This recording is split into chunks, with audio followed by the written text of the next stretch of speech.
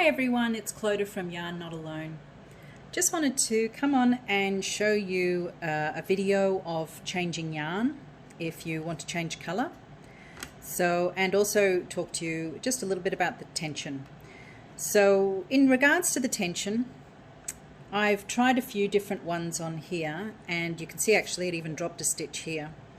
But I was looking at just letting them glide through the tight, medium, tight, loose.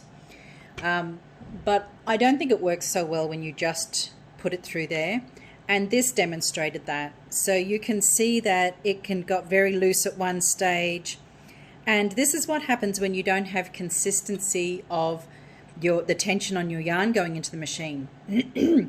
So you can see that for the last 10 or so rows the tension is very consistent, and that's because what I'm doing is I'm holding the machine with my hand, because this is the small machine, I can, and I'm actually just grabbing the yarn between my fingers and then holding the machine.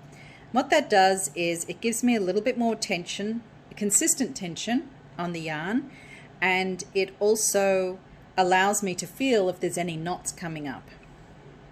So you will find your own comfort and groove, and for me this is what's working very well. Now I have my yarn on the floor in a bowl so that it's just very easily picking up that yarn, because as soon as your yarn snags you'll feel it and your tension will go off. So by doing it this way I can go along at a nice speed and I get that consistency. So let's say I want to change the yarn. I'm going to bring it to wherever I am, whatever peg that I am using, and cut off here, and we'll get our new yarn. Here's my new yarn. Just going to thread that through. And it's as simple as taking the yarn down in the same peg area, holding that. Now this will take a little bit of maneuvering on your hands part, but I'm giving that and I'm holding that together. I haven't tied a knot, I haven't done anything.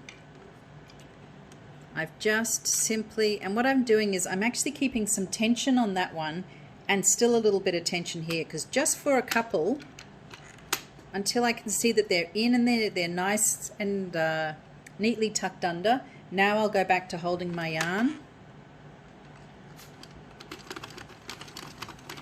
Again, first row, I always like to go a little bit slower when I've changed yarn, especially when I get to here. There we go. Pop this on the floor.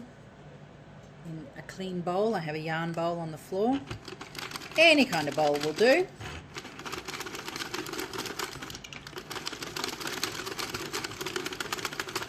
And we're off and running again.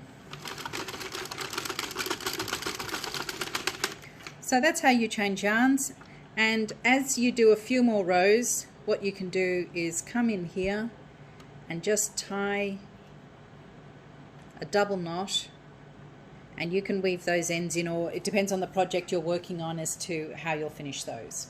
So I hope that helps if you want to change your yarn, and also just keeping the tension right. Thank you.